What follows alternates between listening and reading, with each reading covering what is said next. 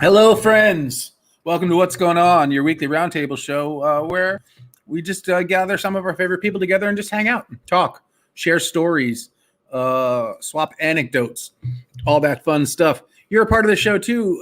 Thanks for tuning in, everybody out there in Twitch land. If you've got questions on what we're talking about, if you have a comment, if you're like, I've done that too, or I've done a better version of that, and I'm going to rub your face in it, let us know, and we'll talk about it. And yeah, all that jazz. I'm going to bring out everybody, and then they can introduce themselves. So everybody, welcome Matt and Rachel and Steve and Rachel. What's up, friends? Hi. Hi, everybody.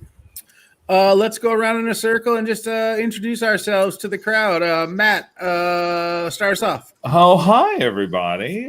My name's Matt. I'm one of the executive producers here on the channel, and I'm super stoked to be here. This is a wonderful time that I get to come and hang out with cool people. Yeah. And I'm excited to be here. And we're excited to have you. Let's We're do excited it. to have you. Rachel, what's going on? I see we have two Rachels. So Rach. I'll go with Rach. Hey, Rach, what's going on? What's going on with me? You keep saying it, and it starts to sound less friendly and more antagonistic. Hey, Tina. Hey, Allison. Hey, I thought it was Rach. Rach. Is that a Klingon name? Yeah. Yeah, It's Dothraki. Rosh. it's whatever the antagonistic race in the show is. Dothraki, they're warriors. You can't trust them. They live in tents. Hello everyone. My name is Rachel. I'm executive producer. I am also the social media director. So if you see me on my phone, I'm doing work. I'm not ignoring anyone. Yeah, Rachel live tweets the show, and she doesn't just like live tweet, here's what's going on. No, anybody could do that. Rachel is crafting in real time jokes based on what she's hearing, what we're all talking about, and then at the end of the show, she reviews the show in tweet form, and it's pretty amazing. So Crafting. It's like a fine craft beer. Just Plain Maggie, what's going on? Welcome. Thanks for watching. Thanks for being here, Rach. Rachel, how are you? I'm so glad to see you. I am so glad to see you. I'm so glad to see all you guys. Rach is what my dad called me, and pretty much only my dad. So this is kind of triggering for me. This whole situation. It's like, where is he? What am I in trouble? What's happening? I'm so good. I'm down in Rhode Island now, performing a lot. Yeah, I know. It's not so bad. I thought it was going to be really bad. It's not. I'm performing with a sketch variety show called The Empire Review. If you are in, it turns out Rhode Island is not actually very far away from Boston. I know you've been I was shocked. I know. It's only like what, half hour, 45 minutes? Like it's not 50 minutes on a good day. I'd give 50 minutes on a good day, but an hour. Yeah. But at a 4:00 Sunday show, you can get here and home before dark. August 8th. Come on down. I will plug the hell out of it. Empire Review on Facebook and the one with the pictures, Instagram. the one with the pictures. Empire Review, 4 p.m. Sundays. You'll be home before dark. The vampires will not get you. August 4th? 8th. No, August 8th. 8/8. 8/8. Is that in Providence? Yeah. Come hang out. There's good eating in Providence too, so you could just make it a whole date night. There sure is. There is good eating but if you're making a date night, you will not get home before the dark. Nope. Just so you know. I'm not the boss of what happens after you leave. That's true. Those Rhode Island vampires are the worst. I mean, yeah. I mean, you could say those Rhode Island anything Are the worst. are the Yeah. worst. It's true. I haven't But the been long enough vampires. to have a good local joke. Yeah. Steve, They'll do it in a 3-way. Very cool. Because hot dogs. There it is. It's a There hot it dog is. joke. Yep. I like it. A stuffy. There's something about a stuffy too, right? A quahog, Yeah, isn't that a thing quahog, down yep. there? Yep. Cool. We'll work on it. We'll workshop it during the show. We'll get Love it. it. Anybody out there, if you've got a good Rhode Island joke, go ahead, throw it in the chat. We'll throw it up on screen and we'll debate it. We'll talk about whether we like it or not. And if we do, we'll let Rachel take it. It'll be hers then. Thank you. I need it. She'll then have one. Steve, welcome to the show. Thanks. Steve's actually, oddly enough, what Rachel's dad called me growing up. So, You were in trouble. Everybody is in trouble tonight. yeah, happy to be here. I'm based in Boston. I do sketch comedy. I'm performing this Sunday night in Union Square at On Point. The show's called On Point at Remnant Brewing. Yeah. Anyway. So I was just at that show this past weekend. Remnant On Point is a fantastic show. Our Cool. friend Noah runs that show. It's a free show, but there's a donation, suggested donation, and all the money goes to charity. Every week. It's a great show. Noah's a great guy, and that's so cool, Steve, that you're going to be doing that. I didn't know that they were branching out into. I've only seen improv there. Is this? Has there sketch, always yeah. been sketch? Or is this a first time? I'm excited to hear about that, and I'm going to go see that. I have no idea. I only do sketch though, or stand up, but this is sketch. So I don't know. Chris May in my group Night Job also does improv, so I imagine that's how we made the leap. Made the connection. Yeah. Very cool. Chris May is my neighbor. What? Yeah, I ran into him the other day walking his dog out in front of our house. I said, "Get off my lawn." Chris May. Leave your dog. Yeah. Your dog can stay. You got to go. It's a funny idea. It is a small world. Sorry, go ahead, Steve. Well, I was going to ask Rachel, did you move to Rhode Island because you knew that it was where H.P. Lovecraft is from? And you're like, I like monsters and racism, so I think Rhode Island is the place for me. Well, I moved for the racism. The monster was a fun little bonus. Yeah. Yeah. It's hard to find a place more racist than Boston, so kudos. Most people don't consider Rhode Island a separate place. Sure. So. Especially there's that special part of land, because like Providence is okay, but there's that special part of land that's the end of Massachusetts and the beginning of Rhode Island. Yep. The towns, like the border towns on either side, The where it's DMZ. pretty much lawless. It's just gangs, just roads. Really, anything that isn't like the greater Providence area is red. Yeah, Deadwood was based there, right? That's where Deadwood took place. Yep. You got it. I remember when in the first Wonder Woman movie, when she like runs across that border with a shield up. It's a huge climactic moment. That was between Massachusetts and Rhode Island. Mm-hmm. In maybe the most bougie thing I've ever done, I went to a polo match in Providence. Newport? A couple, Newport. Yeah. And we had dinner in Providence just a couple weeks ago. It was very cool.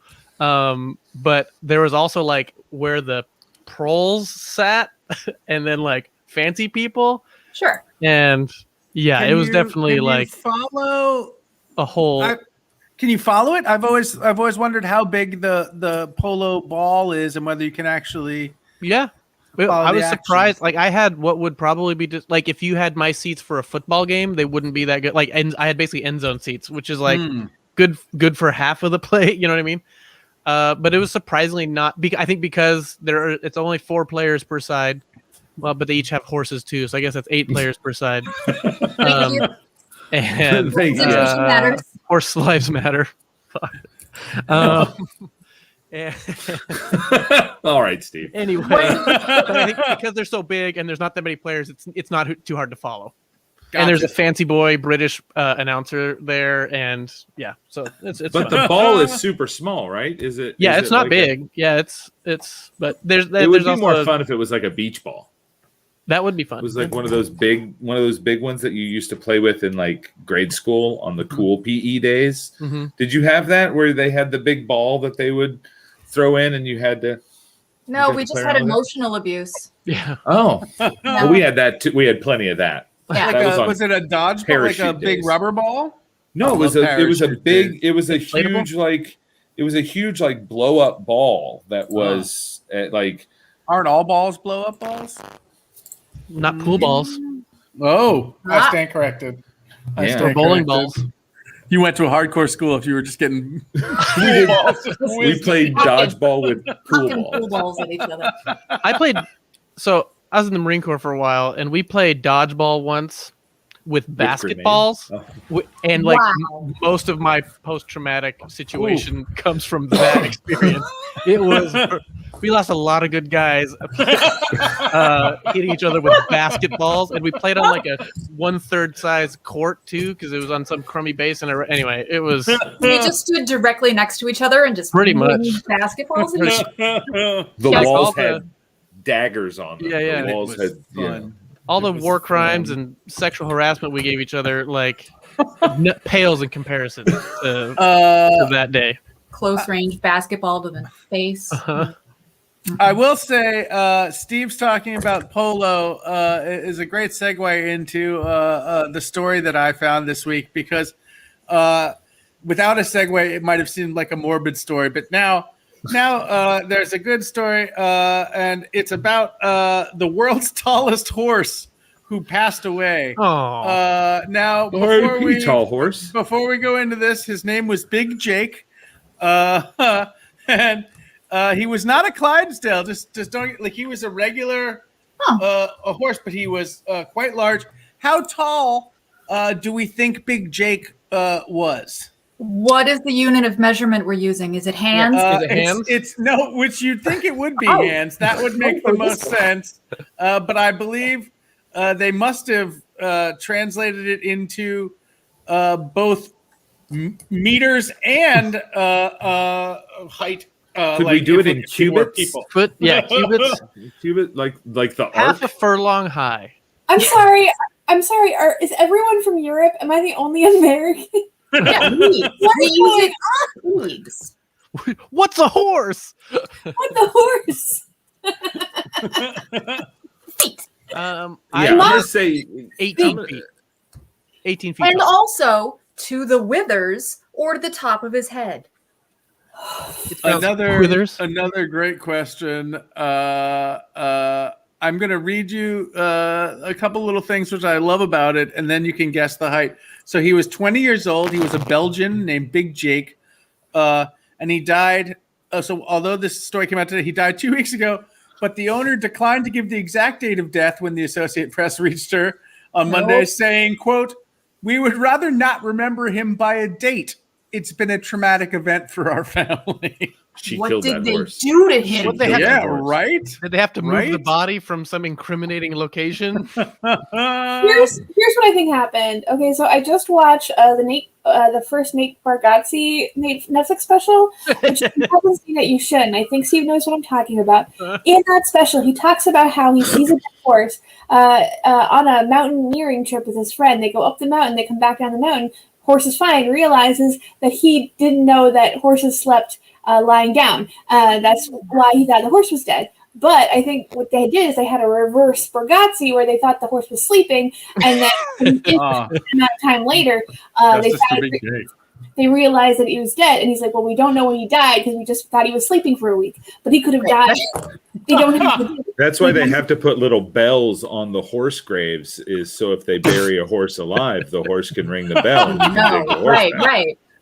Horses in Victorian England used to do that a lot. You would have to bury the horse, and you'd have to put a bell on the horse. He also made news because it's like the first time a horse died of natural causes and not just a shotgun, not being put down. Was he actually the tallest horse, or was he just the first horse to figure out how to stand on his hind legs? No, it was actually that was hilarious. The Guinness Book of World Records certified him as the world's tallest living horse. Living horse must be in there. Well, not anymore. Dead horse. In 2020, Jerry Gilbert, the owner, said that Jake was a superstar and a truly magnificent animal. He was 240 pounds when he was born. and he died weighing 2,500 pounds. So in 11 years, he gained over a ton, which is an impressive amount. How tall it makes do we quarantine weight not seem so bad? Big Jake was? So he wasn't a Clydesdale. Wasn't a Clydesdale, regular Belgian, but I mean, this is a large horse. 10 feet. I'm going to say 10 feet. 14 feet 8 inches. $1. Yeah, that's important. Price is Right rules apply. 1 inch. The biggest horse is 1 inch tall. If you go over. No, it's just closest in general. Okay. Yeah. 15. Right now, you're all Rachel. 26 feet. 37 feet tall. 78 feet. Okay, you're all going in the wrong direction. 4 feet. 2 feet. Okay, it's actually 2 Shetland ponies in a trench coat. R.I.P. Little Sebastian. This is on me. It's 1,000 candles in the wind. It is actually 6 feet 10 inches. There he is. That's it. That's not a very That's tall it. horse. That is. Look at that horse. That horse is magnificent. I'm tall. 6 That feet Jimmy tall. Carter next to him? Well, yeah, is that the short king standing Mickey there by Rooney. a horse? It's actually Mickey Rooney. Seriously. Look at I think the horse. The guy just looks a little because the horse is That so is big. Forced perspective bullshit. He's Yeah. standing at the back of the horse. That guy's only 4 feet tall. No. The horse is not that tall. We're debunking it right now. Mythbusters. Mythbusters. No, because he's above the fence line. The man's head is above the fence line. And You don't know how tall that Not fence how is. tall that fence. I Yeah. don't know. I'm with Okay. Rachel on this. Okay. Because we've all seen that YouTube video where one guy looks big and one guy looks small, and they're filming The Hobbit, and it's a whole thing. They're filming the Hobbit. Grover You can't tell me taught Elijah about Wood this is when I 2 was feet tall. 4, about near and far. I know this. I bet the secrets about this horse that remain to be uncovered. I'll bet there's many more. Like the fact that he's that tall, probably so he could look over the fence on the grassy knoll. That horse shot JFK. Yeah, that's what I'm saying. 100%. Wow. I mean, I'm not saying that's what happened. I'm just saying people are talking about it. Jake. And I don't know if you look real close at this picture, you'll notice that's actually a 10-year-old in an old man flesh mask. All right. That's I will Benjamin not. Button. I He will doesn't even not want let to be us. here anymore. I will not let us besmirch the good name of Big Jake. I'm going Big to Jake. hold All on. Yeah, R.I.P. Indeed. I mean, Big Jake. I like the idea but- that Big Jake died choking on Little Sebastian. So that's a better. That's there less you go. forced perspective. Once That is again, a that's big a boy child. right there. That's a child. That guy has a beard, doesn't he? There's no beard. We all knew that kid in Oh, seventh. First it's of a all- woman. Never mind.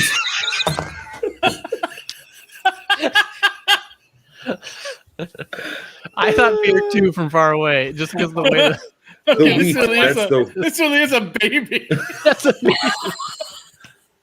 that kid's that's about full- to that's die. the guy that's a from the full-grown first Amish picture. man right there. Someone save that kid. It's the guy from the first picture. The most tragic thing is that kid is never going to be impressed by another horse. No. No. Started him too big too early. Yep. But Well, does he know that? I mean, Oh, there he is running. Look at that. good He's lord, been- that's a That's huge majestic. horse. That's a big horse. That's a big horse. Okay, that's a big horse. okay. Okay, we're all like getting on the side. That's a big horse. And that's a lot of pee. Fine. Big Jake just peed, and right there, she's standing right in it. Hey, Wow. look That's at those horse. hooves. That's horse girl shit. That's what they do. Yeah. They don't care. Yeah. Nope. Good. I'm glad I was able to at least bring back his good name. We were doubting how big Jake was. Convince us that the horse was large. Yeah, you did it. Good. What Good. what I think the show is ultimately is like if imagine an episode of Mythbusters, but the Mythbusters are just idiots. We're just yelling at pictures of horses. First of all, how dare you? Second of all, I'll take a full season of that show. Yeah, 100%. I'll take a full season of Mythbusters run by idiots would be hilarious.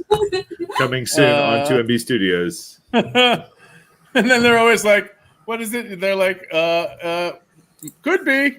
Yeah. Like, that's always plausible. Sounds good know. to me. Yeah. That's hilarious. Oh my God. So that was my addition to the show. I wanted to share the story of Big Jake with all of you. That was a large horse tied into the theme of polo. I mean, could you imagine playing polo on that majestic beast? Yeah. You'd have probably have a special mallet. A super long mallet. Yeah, exactly. So with that in mind, does anybody... the idea of either polo and being rich and fancy, or horses, or farm, anything like that. Does anybody have a story? Does it remind you of anything at all? If not, we'll just sit in silence. Welcome to detention. Yeah. We do have one person who continues to not be impressed by the horse in the comments. I've seen that. Show the receipts. Yeah, I want to see the horse, Demon Barber of Yeet Street. Great name. But yeah, I want to see that horse. Show us that horse. Never thought I'd chance there, but there we are. Anybody about anything fancy? Feeling fancy?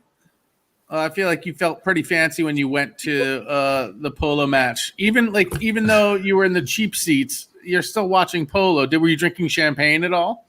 I'm not a drinker, but we were. Were people serving champagne there? What's up? Yes, there was. No, so there actually was champagne, and in fact, there was at the end of the thing, like behind where we were sitting, there were vendors and stuff, including a champagne vendor, I believe. And then after the game match, Matt.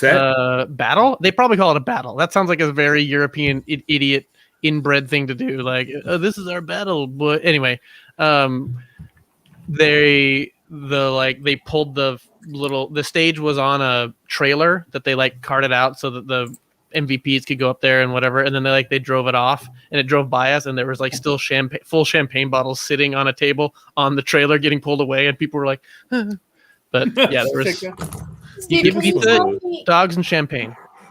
Can you tell me how closely it resembled the scene in Pretty Woman? Because that's all I know about polo. It's been so long since I've seen Pretty Woman. Was there a divot stomp? Yes. Yeah. Oh, yeah. That's a huge part of it.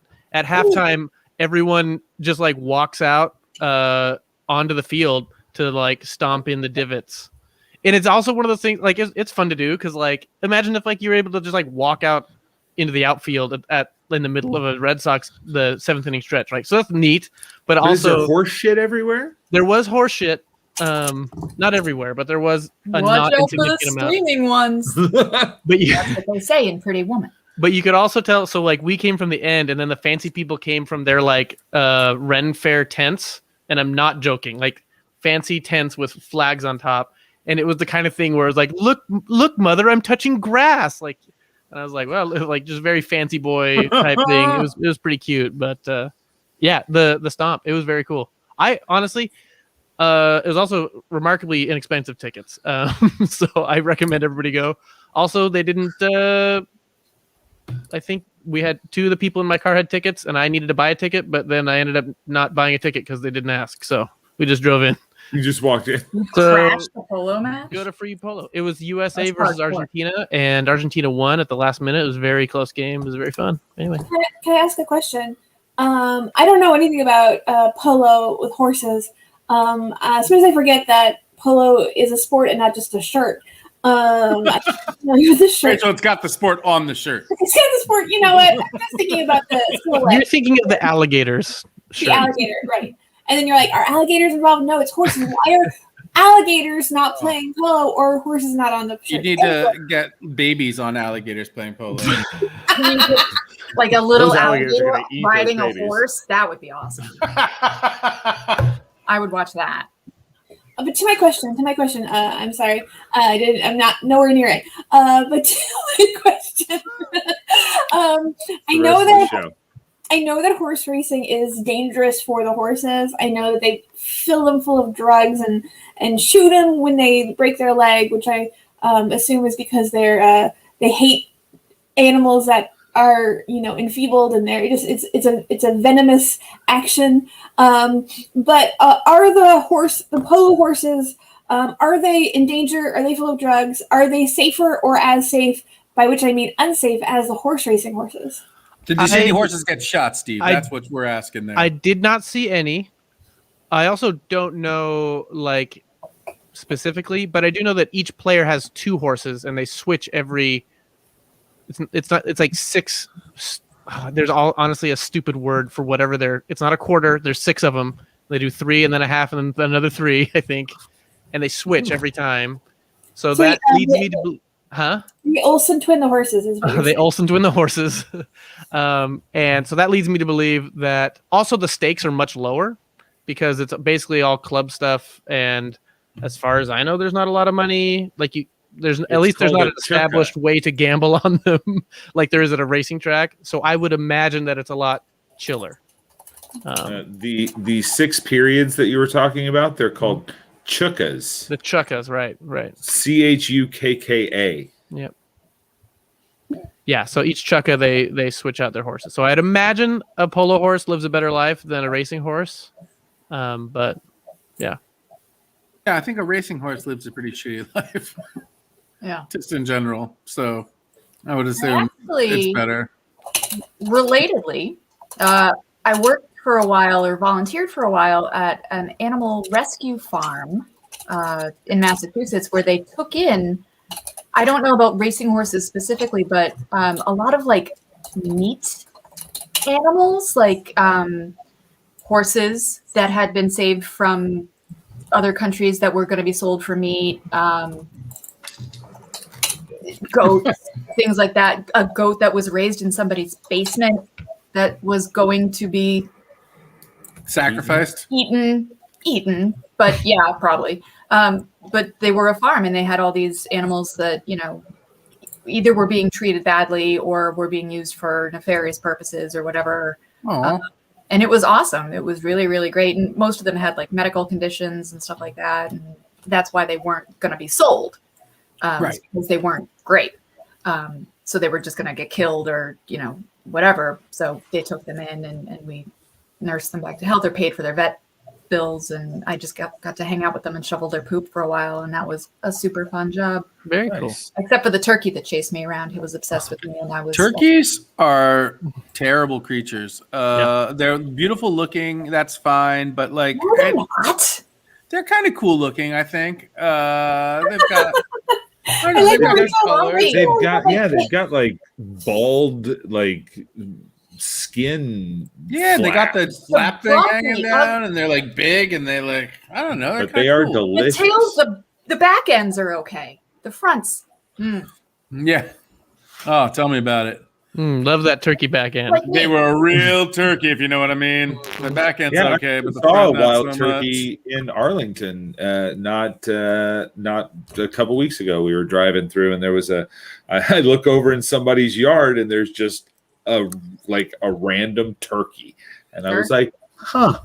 All right. Yeah, Kit Tempest in the chat. This is a true story. Yeah, Ben Franklin really wanted it to be our national bird.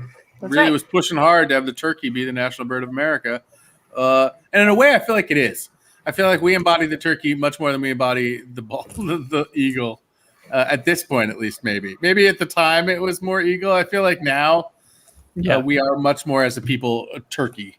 Oh, 100%. Than an eagle. I also think that our perception of animals change over time. In this new now where we have access to hundreds of hours of footage of any animal we want, we can watch just a bunch of videos of bald eagles in compromising positions, walking into walls, falling off branches. The America's Funniest Home Videos, they're no longer a regal and dignified bird because we have the footage to That's show. A good point. We've got the receipts. We know what you're really up to, Eagles. I saw like 15 bald eagle accounts talking about overthrowing the government of Cuba today on Twitter. So like those dipshits need to get canceled. I think that Bill Cosby's going back on tour just to bald eagle venues. I mean, maybe he would get lost out there, wherever those bald eagle venues are. Be good. Is it true that we have sex in the air? And bald eagles? Yeah. There's some bird that has sex mid-flight and they start to drop because they're not actively flying. They're fucking, yeah. Yeah, I say that. Oh, sorry. Google search. It is correct. You are correct, Rachel. Listen, it's perfectly normal to start to drop halfway through sex, okay? Like, that happens to all sorts of people. Sometimes things get crazy, but they'll die. So maybe that will happen to Bill Cosby, is he will just fall to his death. Oh, yes, I can hope. Oh, like if they don't stop fucking before they hit the, like obviously before they hit the ground, but like they won't see the ground coming because they're too busy fucking? Yeah, or if they're not done yet, they won't stop because the ground is coming. Wait, like, so I don't know so if it's refusal to the eagles are having sex, but the ground's coming? What's going on? That's our show, everybody. I'm coming here. Bye.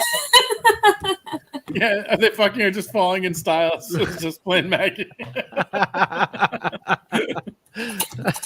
That's a good question. We're all ignoring the fact that birds aren't real, but we can move past that. Right. When I went to college in Vermont, there were a gaggle of free-range peacocks on our campus because somebody was studying the mating patterns of free-range peacocks.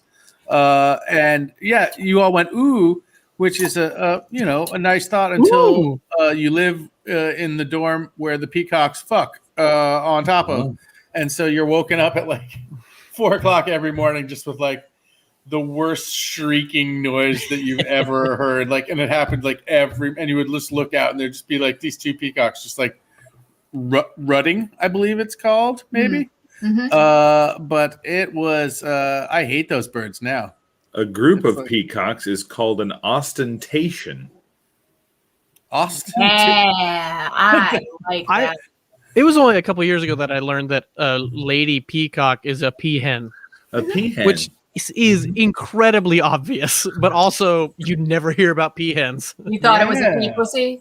Yeah. Can I also just say the funniest thing is I think that a lot of our plural names for a lot of animals and ones, I do believe they all come from like one British guy who wrote one book in like the 19th century. And I just think that he is the most, he is the smartest man alive. He's like, I'm just going to say that this is what you call these things. And then everyone's going to use these words because they just think it's so funny. Like it is so funny. Yeah. A parliament of owls? What a lunatic. That guy was a poster before there was posting. He's the first influencer. Oh my God, yeah, he is. I'm so ashamed to admit that I'm still reeling. I just learned from Steve that peacocks aren't just the name of the bird, and there are male peacocks and female peacocks, which is what I always thought. I swear to God. I thought it was peacock was the bird. So is the bird just a pea? And then we have a peacock and a peahen. Peafowl. Peafowl. Peabird. I am just learning this now. Why? I wonder why that's such a interesting. Are there other peafowl? I guess not. But peafowl sounds like such a type of fowl, right? I haven't done a gender studies class on P-trans, so I don't. No, but like, are there peafowl sounds like a specific genus of fowl. I don't know. I'm off the rails here. I really just blew my mind with this. Episode 2 of Dipshits Talking About Science. Yeah. What? Oh, there it is. I will say, Ben, in the very first graph of the Wikipedia article, it says peafowl of either sex are often referred to to peacocks as peacocks colloquially. So colloquially, you're right. Okay. A bunch of idiots think the same way you do. Peafowl is a common name for 3 different bird species in the genera Pavo and Apharopavo family. They're pheasants. There you go. And they're allies. Nice. And they're allies. I'm not a pheasant, but I am an ally. I'm a pheasant ally. Do the work. Do the work. Inform yourself about peasant. Oh my gosh. I'm doing a show where I'm only booking peafowl. That's how I'm an ally. Are they edible? That's a great question. They are absolutely edible. Yeah, Kit. I only know this because I have really weird cookbook that Salvador Dali made in the 70s. And there's a stuffed peacock recipe in it. Well, just because Salvador Dali says something's edible doesn't mean I don't trust that. It looked And one cup of melted time. in quarts, like it was like a big king food. It was like royal food. Okay. All right, yeah, I buy that. I feel like so many things like that are like some idiot king was like, bring me a peacock to eat, but like never does any real work because they're useless kings. And so someone's like, sure, here's this. And they just have a chicken. And they're like, yep, here's your peacock. And so they're like totally edible, like writing books about it. But their servant was just lazy and didn't want to pluck all those feathers. Anyway, that's probably what it was. They're not edible. Yeah, Kings no, that were checks tricked. 100% checks out. We can eat if everybody wants to eat a peacock, we can go in. We can get a blue peacock. I got a guy. It's expensive though. I get you a peacock in a half an hour. It's $25 to $30 per kilo. Per kilo. What's in? It's also stuffed with cocaine. Rachel made it clear. It's only kilos, but we can get a blue peacock and let's do it. Let's roast it. I will say that peacocks, I know off the top of my head, not kosher because of the rules of kashrut. You can eat you can eat all birds. Actually, they are kosher. Sorry, they are kosher because you can eat all birds except for birds of prey. They are not birds of prey. Therefore, let's go to town. Peacock feast. Peacock feast. I assume you can't eat birds of prey because they might have eaten something that was not kosher. I think it's like a whole hierarchy thing. That's sort of like, well, they're sort of like a predatory bird. They're sort of like on our level. We're only supposed to eat animals like below us. There's a whole like weird thing. It's because pigs aren't kosher, and birds of prey are the police of the bird kingdom, and cops are pigs, and i.e. not kosher. Yeah. I see. You got it. Now I just want to eat a falcon. For some reason, I just want to eat a falcon.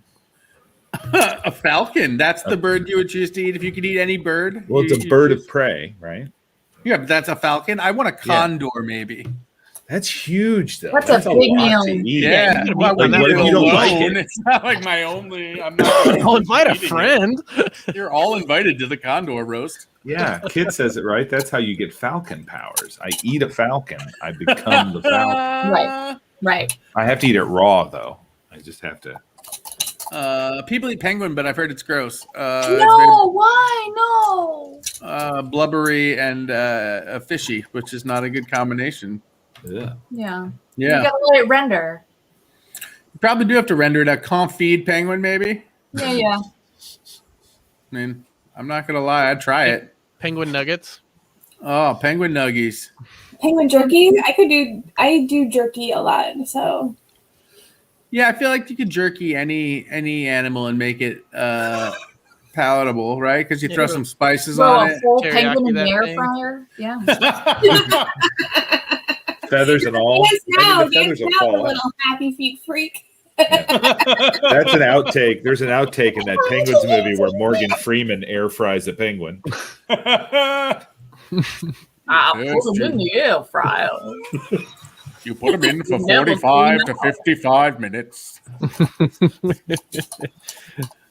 And if that wasn't the best jerky I'd ever had. Oh, That's my Penguin's Morgan good. Freeman. It's really bad. My friend and Dufresne. Where are we? The short black Where and white are drink we? of water. And do you ever like go on a show and realize that everybody has a really good Morgan Freeman except for you? It's just like not what you were expecting. They want to hear they don't want to hear my Morgan Freeman, but am I expected to do Morgan Freeman now? Yeah, it's your So turn. I'm not ready. It'll be bad. You don't want to hear it. This is the best. I just looked up, can you buy penguin meat? And somebody on Quora answered, it's an endangered species, so you can't get it anywhere. You could, of course, break into a zoo and kill a penguin, or go to the South Pole and kill one. However, you will have to face the consequences of your actions. Thanks, dude. Whether that's the law or St. Peter, that's up to you. You die, and there's just a big penguin waiting to take you to the other side. And you're like, fuck! Fucking screwed. And it's one of the ones with like the hair.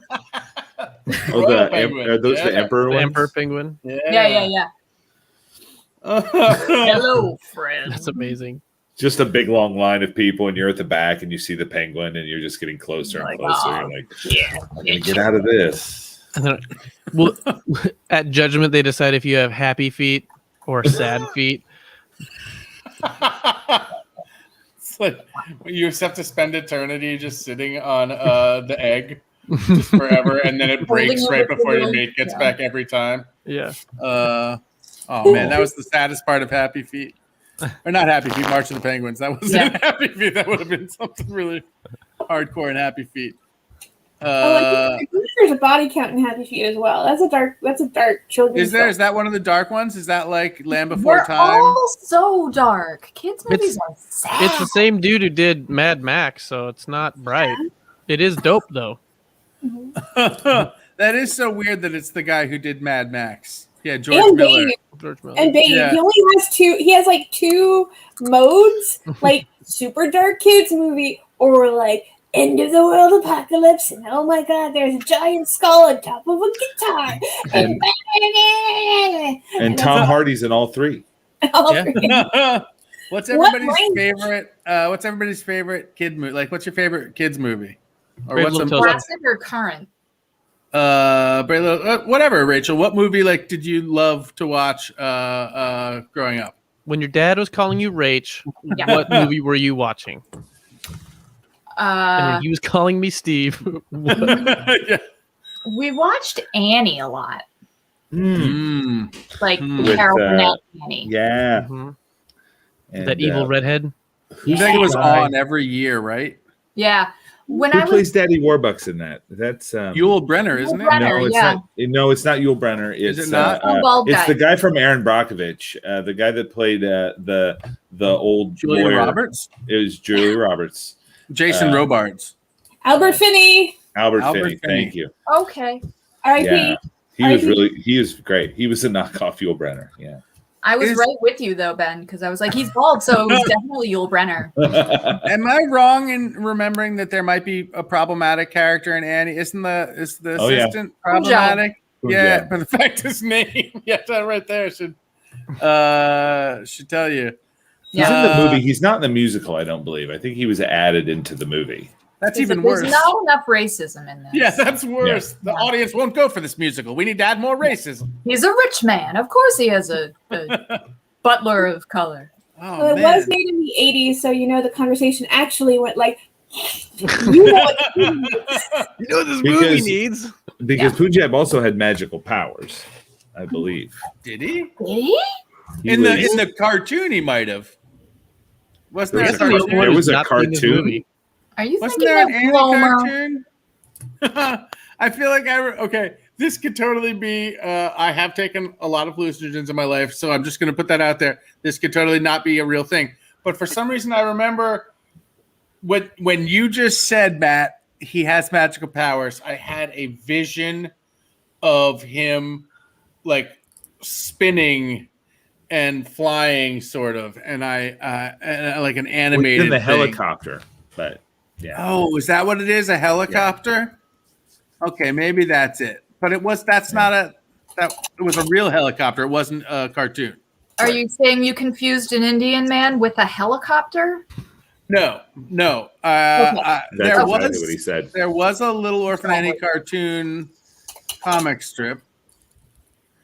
Was there an actual cartoon? Yes, Little Orphan Annie. Yeah, she had no eyeballs. Yeah, they were just white, giant, white, round White, things, which is yeah. super creepy. Terrifying. It was originally Little Orphan Otto. And then they were Orphan like, Otto. switch genders. And it was about Bismarck. Otto von Bismarck, yeah. All I want is the Low Countries. And people were like, "This isn't working. Make it a female and make her an orphan." Ist ein hard knock life für mich.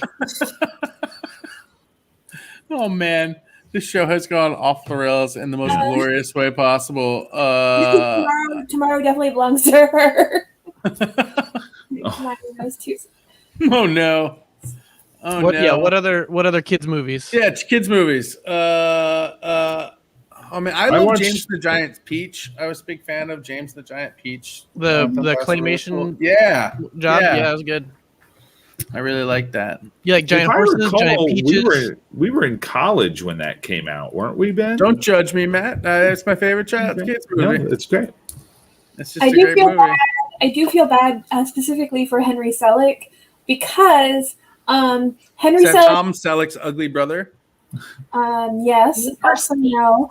Henry Selick is the director of James and the Giant Peach, and I feel like people don't understand that he actually directed Nightmare Before Christmas. Everyone thinks that Tim Burton, yep.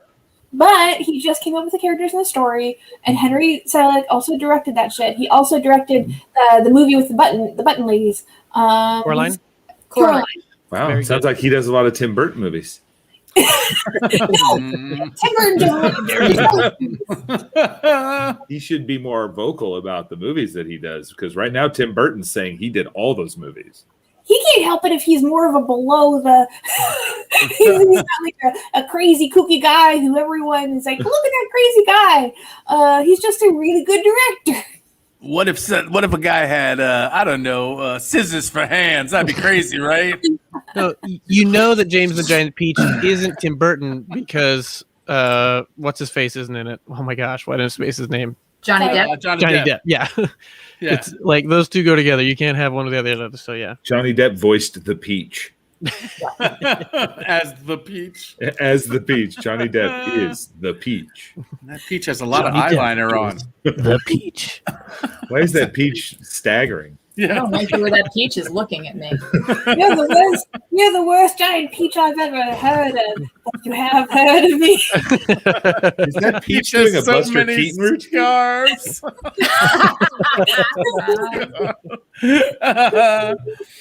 That Peach's eyeshadow was amazing. And another thing, James.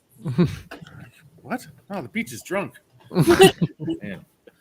Peach doing a Keith Richards impression? The Peach was a crybaby. It was Keith Richards / Orson Welles when he was doing his champagne commercials. Oh. Did you ever see those?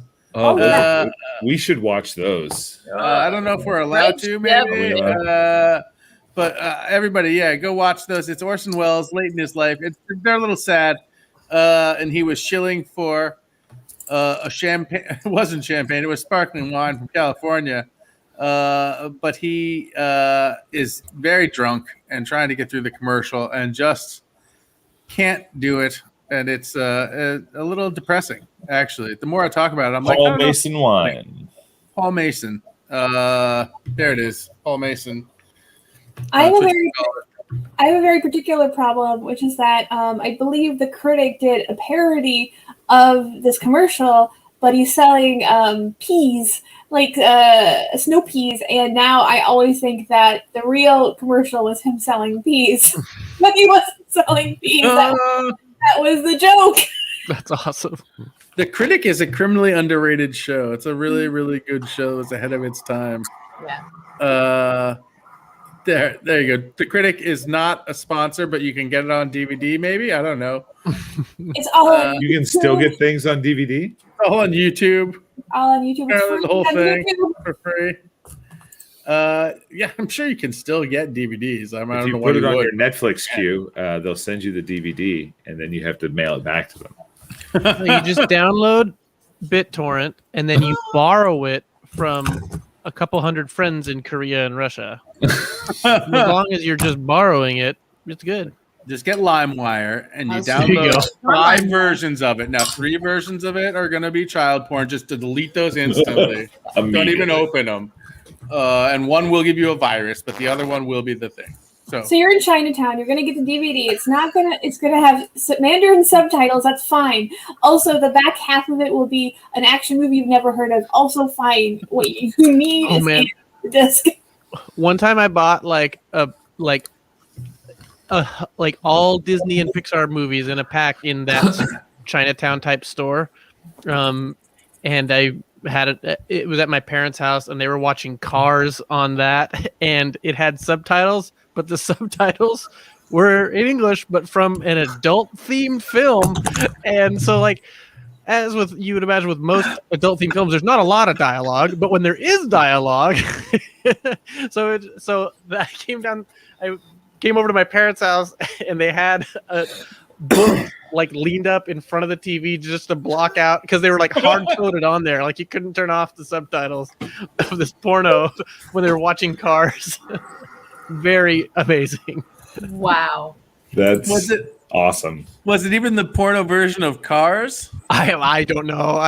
In retrospect, I need to find out, but I don't even. Oh man, that'd be hard to come up with a porn title for Cars, because, like, you know, if you're usually like doing a porn parody, you got a lot to play with, no pun intended. But with just the word Cars, that's hard. Haven't they just started doing things like Cars, a porn parody? I think that there's a couple of them out there that are I'm literally not the clicking name on of the that. thing. All right, if you want me to click on your porn, you're going to need to name it a little better than that. Yeah. Lightning McCream. There you go. Well, I was going to say Lightning McQueef, but that's better. McCream is great. Yeah. I was going to say you'd have to do like Cars, Lightning McCream, The Adventures of Lightning McCream. Back seat of Cars, pack of Cars. I don't know. We don't need to come up with it right now. We need to, that's really the last step in the process. We'll workshop it. Yeah. You get some of Rachel's cocaine. We'll workshop it. Ours, but it's pronounced arse. Cars. I mean, Cars. There it is. My God, it really needs to take one imaginary line of cocaine. It's really good. It's really good. Rachel gets the good shit. Rachel gets the good shit. Cars, and it's just a bunch of cars with British accents having sex. Mm-hmm. Oh, you proper fit in it. I'm right, Roger. I am. Me, babe. Proper chuffed. This is great. This sex is all 6s and 7s. They're having sex in the other lane. This doesn't make any sense. In the wrong direction.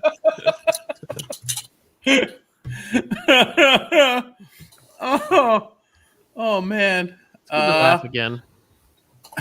I do feel like kids' movies aren't, though, as dark as they used to be. People are saying, "Oh, kids' movies are dark," and they are a little dark. But I feel like they used to be like super dark. Like, do you remember The Secret of Nim? Yeah. I watched the hell out of that. I watched the hell out of Secret of Nim. Yeah, I want to change my answer now. It was The Secret of Nim. Annie can bite it. Annie can fuck right off. Yeah. I watched Luca last night. The new one. Oh, was it good? It was, yeah. I liked it a lot. It kind of lagged in the middle for a minute, but yeah, I liked it a lot. But the thing I was really struck by is that both of Luca's parents are alive. Really? And nothing happens to them throughout the movie? No. Spoiler. That's great. Yeah. It was pretty shocking. What a great year for Italians. They won Eurovision. Eurovision. Cup. And Luca's parents don't die. Yep. I mean, I don't know if they count as it. I mean, I don't know how they identify their fish. So I don't know if they're Italian. I don't know what nation they belong to, but sure. Don't tell me. But when they go onto land, they're in Italy when they go onto land. I mean, tell me that. they're illegal immigrants at that point. They're on the they're refugees. Yep. Amalfi Coast. Oh man, south of Italy is so beautiful down there. That's the best. Oh man. Now I want to go to Rome. Sorry, that's neither here nor there, but it just made me think of it is there. It is there. It's not here, Ben. It's over there. We're not. That's right. Tina Town's going to be in Rome. moving to Rome. Tina, I will come visit you. I swear, like that is not a. Don't threaten me with a good time. I will come visit you. In fact, it was funny. Last time I was in. This is a weird story too. Last time I was in Italy, and I want to know if any of you feel this. This is a little bit of a non sequitur. But I was on this rooftop bar in Italy, and I was hanging out with my fiance, and I was being real quiet. She was talking to me, and then she's like, "Are you okay? You're being real quiet." And I was like, "I'm going to preface what I'm about to tell you by saying, yes, I'm fine, and I'm not going to do this.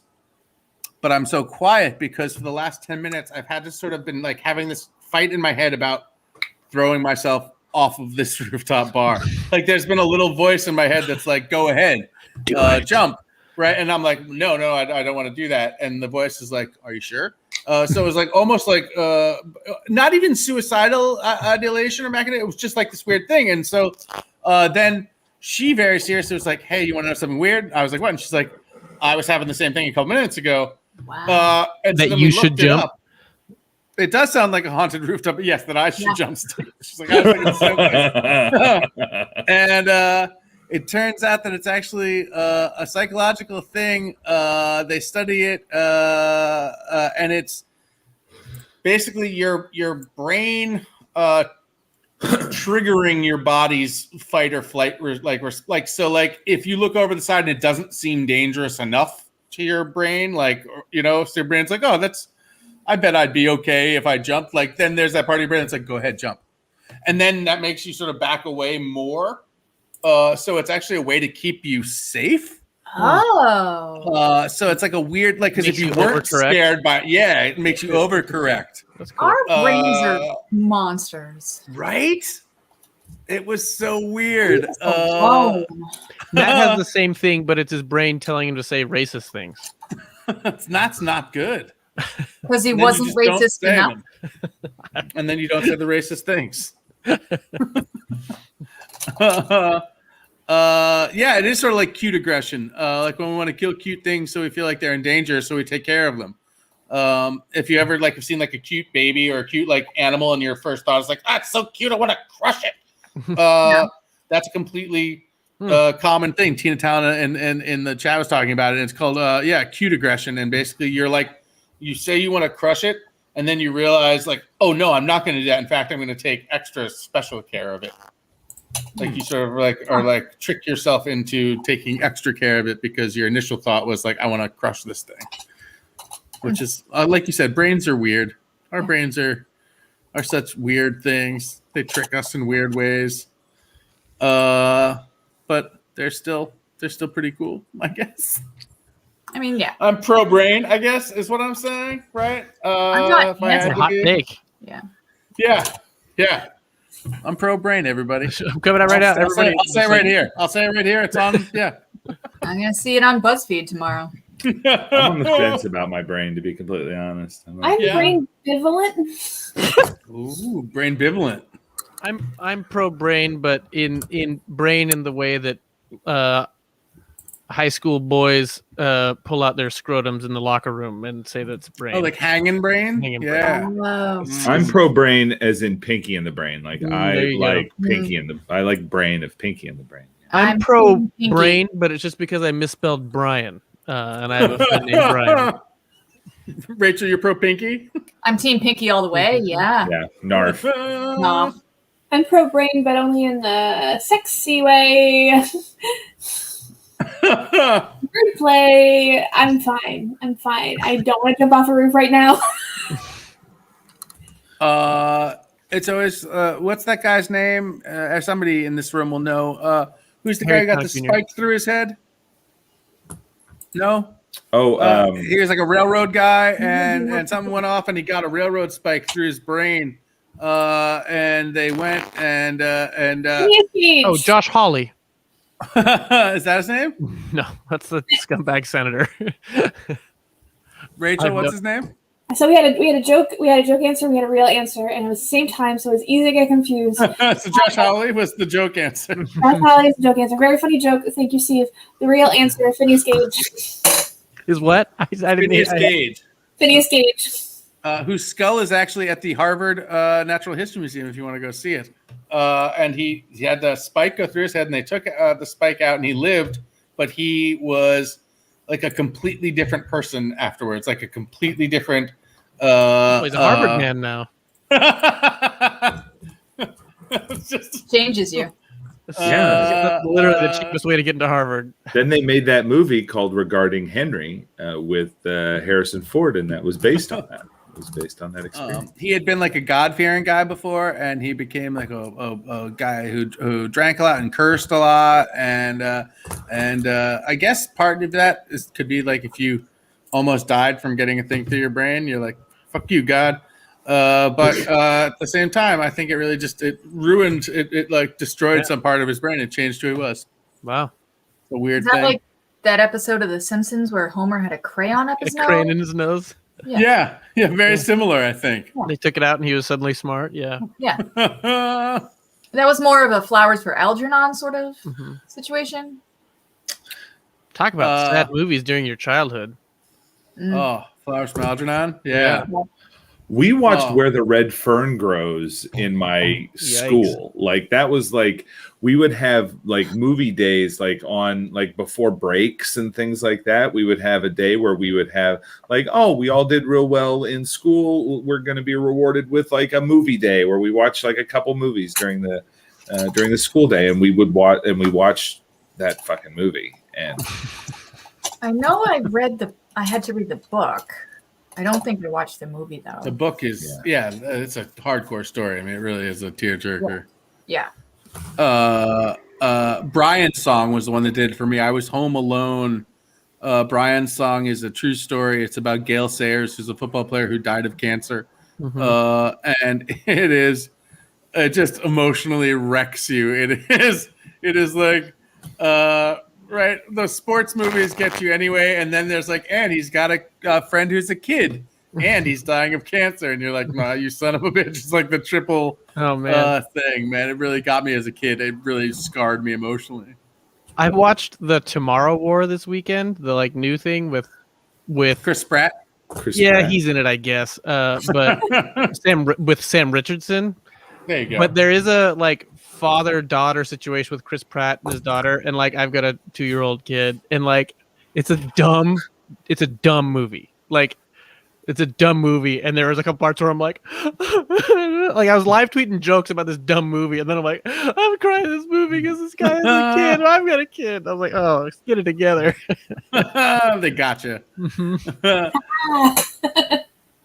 I haven't seen that yet, but I was reading something that I thought was really funny, which is spoiler alert to everybody, but like when they finally get to the future and they look over this like ruined Earth, and one of the characters just turns to somebody else like, "Thank God Will Smith isn't alive to see this," and you're like, "What?" I just decided that in their world, Will Smith was dead by then, and like, thank God, because he would have hated. He was too good for this world. He would have hated it. Which I think President is Will Smith had died at that point. I mean, if Will Smith had been alive, I think we all agree that aliens would not be a problem. He would have saved the world. Absolutely. Sam Richardson, if you don't like, he's in like Detroiters and great comedic actor, and he is in like peak Sam Richardson mode in this show. Like he's in Veep, super funny. I love, and he's great in this movie. It's a very silly movie. You could drive a Mack truck through the premise of the thing, but it is a fun watch. I'll watch it. And he's very funny. Rachel, you look like you were going to say something. I was just thinking about the movie I cried the hardest at as a kid. And it was Grease 2. Oh man. We need you to say more right away. We need to dig into this. It's I think it's a dream sequence where Michael, the Australian guy who is dating Michelle Pfeiffer or trying to get to he's the exchange student, he's the Danny Zuko of Grease 2, dies in a motorcycle accident, and it's all silver. He's in a silver suit, and he's got a silver helmet, and he dies, but he comes back to tell Michelle Pfeiffer how much he loves her. And it must have been the moment I hit puberty when I watched that, because I just was couldn't stop crying. I was just oh my god, it's the saddest and most romantic and most beautiful, and oh my god, she's dead and he's dead. Oh, there it is. Yeah, that's a sexy pic right there. Are they fucking on that bike? Love. I'm sorry, are they making love on that bike? Yes. Making love with that bike? They're actually the girls are in the bike. They're Kardashian video inside the bike.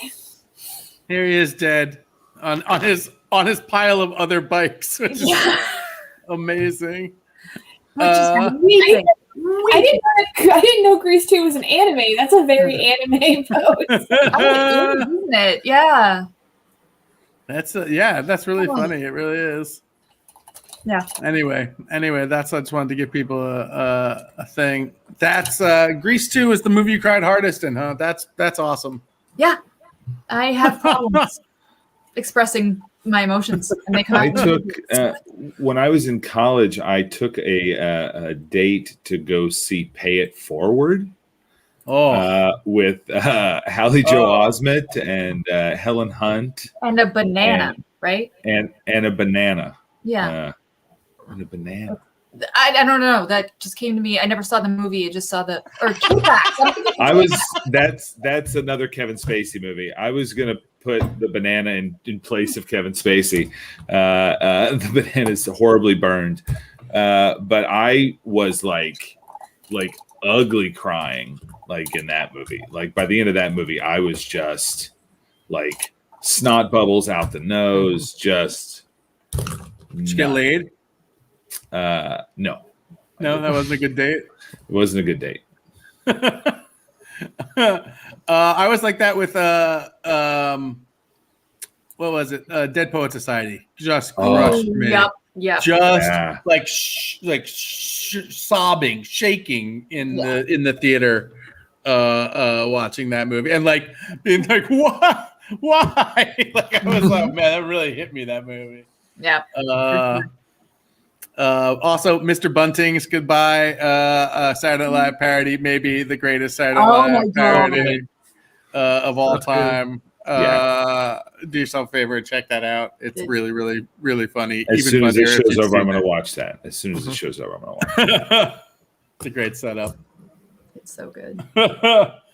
School Ties also made me cry in the same, and not quite as hard, but when Brendan Fraser's outside in the rain wanting to fight everybody, and he's like, cowards! I don't know if has anybody seen School Ties? Brendan Fraser's a Jewish kid who gets sent to a very waspy school, and there's a cheating, and people are mean to him, and Ben Affleck and Matt Damon are mean to him, and then they cheat. Somebody cheats, and he won't turn them in, I believe. I can't remember exactly how it ends, to be honest. That's how you get in with the cool kids. Yeah, it's Princeton. I think he gets sent to Princeton, right? Or somewhere like that. It's like an Ivy League school, but they don't like Jewish people because it was in the 50s. And then he tries to fight them because he's good at boxing, apparently. Oh. Which is maybe why he went to that school to begin with, on a sports scholarship. Yeah. I cried at Rudy when he finally gets to play. Is it when he finally gets to play, or is it when all the people come in and put their things on the desk? Yeah, both. Yeah. And Field of Dreams was another one. But when he finally gets to play, he's so jazzed. You can see him just sprinting out there. And I was always a little kid on the team. So I get that. Did you guys ever see Lucas? It's sort of like a Rudy, but a young adult Rudy. It's with Corey Feldman And oh man, Winona Ryder's in that, right? is she the one that he loves? He's got a crush on. I've been wrong so many times in the last hour. I don't know. I have not seen that movie in so long. But he Carrie Green, Charlie Sheen. Sure. Charlie Sheen. Oh no, Winona Ryder's in it as well. Yes. Charlie Sheen is the main like big hotshot guy, and Courtney Thorne Smith is in it. Oh wow. And Corey Haim is like he's kind of a loser, and he's sort of inept, and then he falls in love with this girl Maggie who's dating Charlie Sheen, and then he goes out for the football team, even though he's like in no way strong enough to play football, and then he gets hurt playing football. It's like it's like a young adult but like before young adult fiction. I feel like young adult fiction now is way better than it used to be. Not better but different, right? I feel like young adult fiction doesn't I don't know, talk down to the people in the same way maybe. So yeah, it was very by the numbers, but man, it made me cry. Were all movies aimed at young men sports based? A lot of them. Yeah. That's so Sports is the only thing that boys can talk about. There's 3 things boys can talk about. And you, cry me, about. and sports. And feel sad, yeah. Well, Yeah. My Girl. Do you remember Did you cry when God, who Of didn't? course. So I mean, there were no sports in My Girl, right? Do you consider that for boys? Like My Girl, I mean, No, yeah. That's not necessarily for boys. That's not necessarily a for boys. yeah. Lost Boys. I don't know what Lost that Boys. There's no sports in Lost Boys.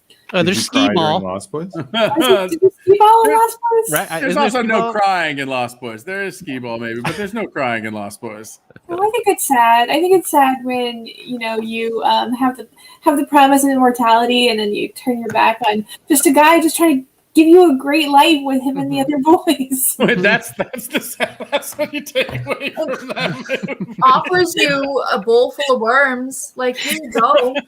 They're the worms, worms. Michael. You're eating Eat 'em. You're eating What, are you going to worms. stay with your depressed mom? Why would Let's you get do these that? worms. I'm surprised they haven't remade that movie. I feel like that movie is ripe for a remake. They made a sequel to it, like recently, Found Boys? right? Found Boys. Boys. It was about a bunch of boys that they found. Cameron made that movie. Someone will get a hold of the script for like a reboot, but they'll like have to update it for like our current time, and it'll be like Lost Boys 2, the Joe Paterno story, and it'll be horrific. Oh no. No.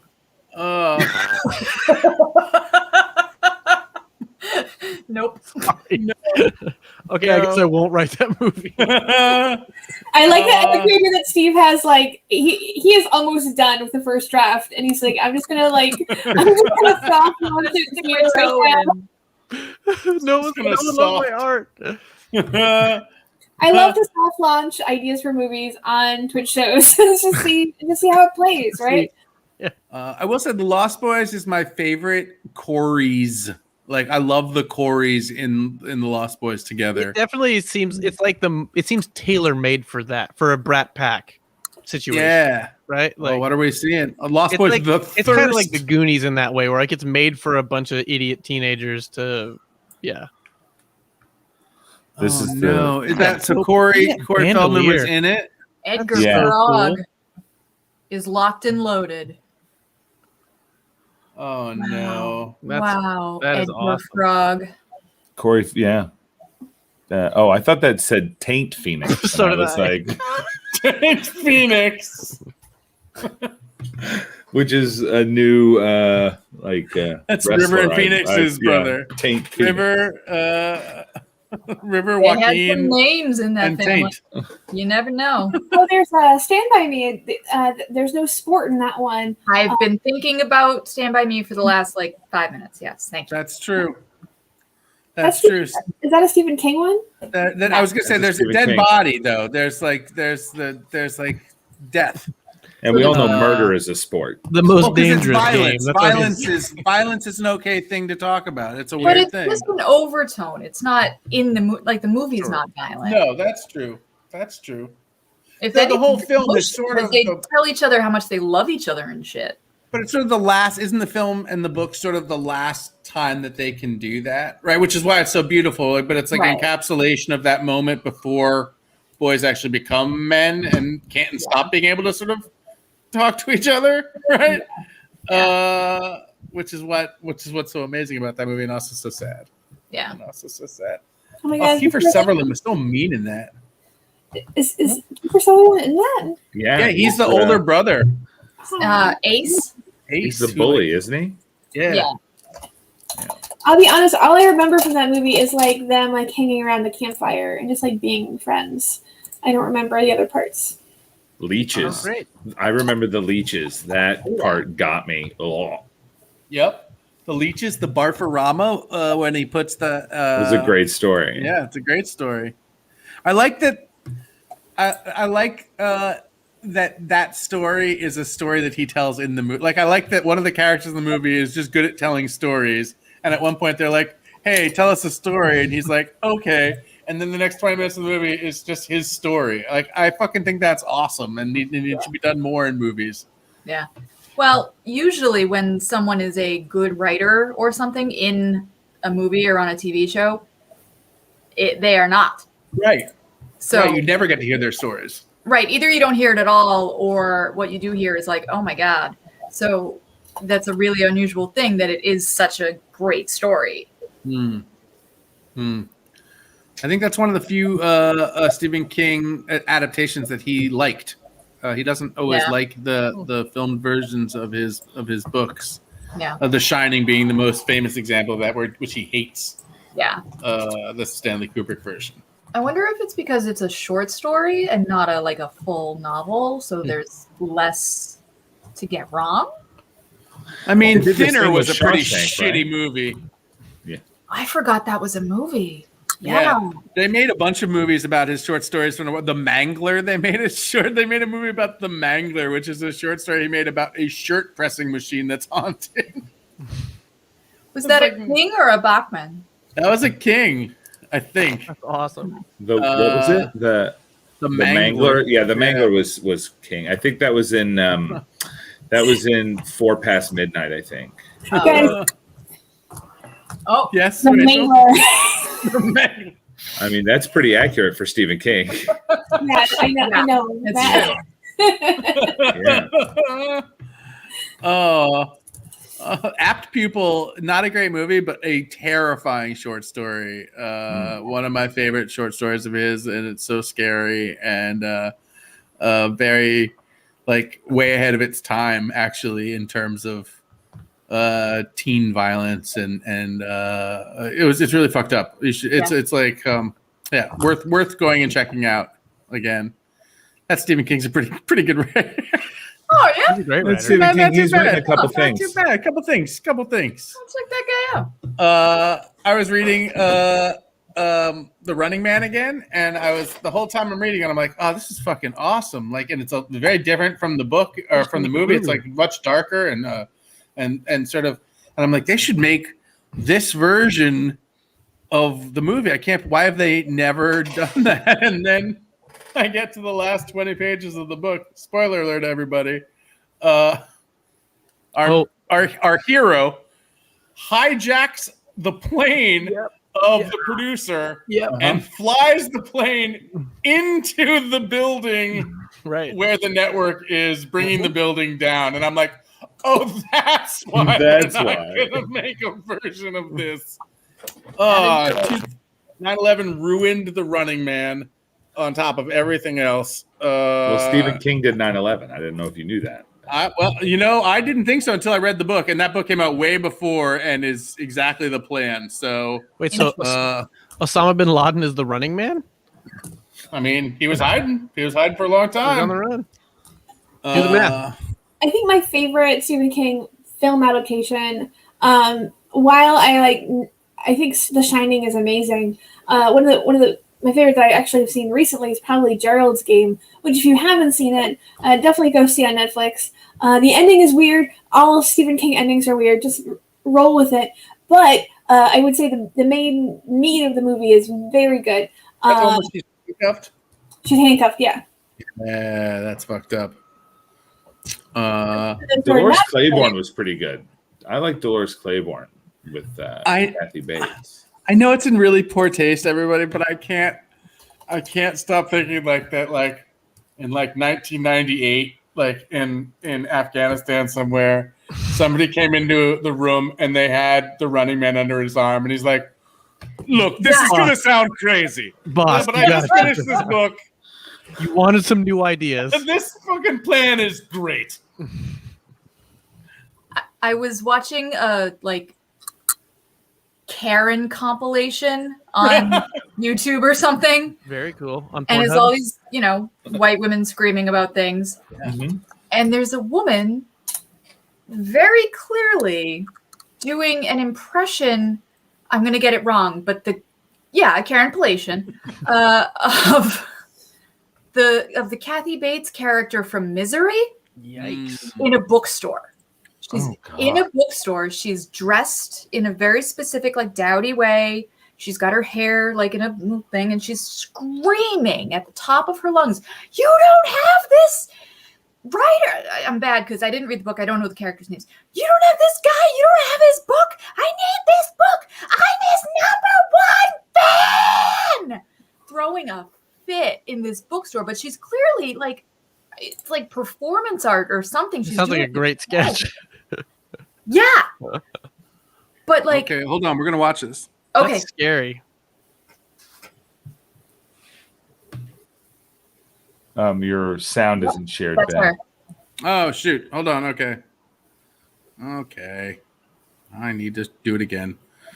Doing it again. Do it again. Do it again. Nope, that's not gonna do it. That's not it. Talk amongst yourselves. Doing it. I can't stop There doing we it. go. Did any of you ever read? Did any of you ever read Eyes of the Dragon? No. No, what's that? That was one of the. That was a book that Stephen King wrote for his daughter, I think. So it's more of a. It's more of like a fantasy book, but it's still very, very much Stephen King. Weird. Yeah, it's so good. All right, here we go. Crazy Lady Flips Out in Bookstore. Yeah, I'm not familiar with the author. He wrote the Misery book. Want me to see if I can our system? Yeah, you better. All right, give me one second. Let me find the computer over here. Okay. SHELDON. Shelton. Paul Sheldon, that's right. Is his first name. That is an ominous single braid. Paul Sheldon has a big fan base in the Amish community. She does look Do like you have it? the character. Also, shame on these people in a bookstore for not knowing For not what catching she's the doing. snap. Yeah. Have here in the It store. says Misery right at Like the an order top. one for you, possibly. Oh, you should have them here. He's very popular. Well, we'll probably Paul just sold. Sheldon. Oh, it's Well, all you just planned, sold out. kid. Misery. Have you ever read the Misery novels? I'm They're not- very good. Just like I'm the not familiar pandemic. with Misery. I'm more of a history kind of guy. How can you not know Misery? I'm more of a history kind of How can guy. you not know? Look, Paul Sheldon writes the Misery novels. They're very good. I'm looking for the latest one. Misery's Yeah, Child. this is very obviously Really? yes. Yeah, all right, Yeah. all right, all right, Okay. all right. But the fact that it ended up in a compilation of actual flip out, Not far from reality. we Yeah. know it's a sketch. They know it's a sketch. Other people do not know that that's a sketch. And Are you it made saying me 9/11 was a sketch? very surprised. That's what I'm saying. Yeah, Rachel's impression was better, kid. I agree. We are coming towards the end of the show.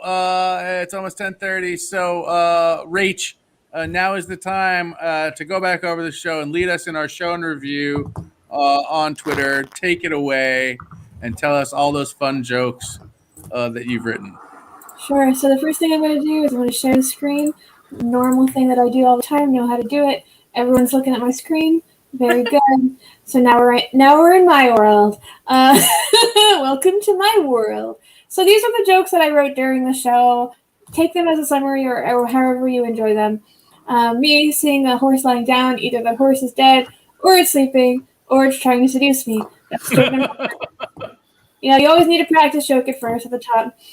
Correcting the vet one more time that the dog they are euthanizing is actually my friend who was anamorphed and got stuck. He is not 4 years old. He's 14 years old in the body of a 4-year-old dog. That is what should be on the death certificate. I am sick of explaining this. That's joke number 2. Joke number 2. Joke number 3. A Disney film where a racing horse dreams about being one of the fancy horses that do those little steps. Oh, that would be a great movie. Joke number 4. Me eating a peacock in the break room, pulling giant feathers out of my teeth. Did you know all birds are kosher except for birds of prey? Yeah, I just found out too. Joke number 4.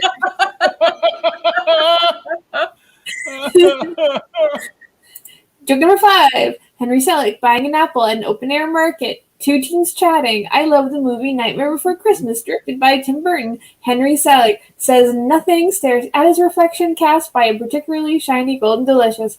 Joke number 5. Poor man. I like those teens talking about directors. Me at a rooftop bar, staring off the roof at the ground. I'm fine. I'm not depressed or anything, but I can't stop thinking about what if a big frog jumped up here. Joke number 6. What if a big frog jumped up there? You don't know. What if a big frog? You don't know. Joke number 7. Who was going to tell me that she was anime? No one until tonight. And that's all she wrote, folks. That's all she wrote. That's me. I'm her. I wrote them. I'm done. Good work. Those were amazing. What a fun show tonight. We started with Polo and went everywhere. Which was amazing. I want to thank all my guests, Rachel, Steve, Rach, Matt. Thanks so much for coming on the show and hanging out. It's really been a blast. Please come back and see us again soon. Everybody out there in Twitchland, thanks so much for watching. Feel free to please like, subscribe if you haven't already. 2MB Studio, we got a bunch of shows every week. Support us by subscribing. We also have a Patreon at Patreon/2MB Studio. It has a lot of fun stuff there, so check it out. Until next time, everyone, thanks so much. This was super fun. See you then. Bye. Bye. Bye.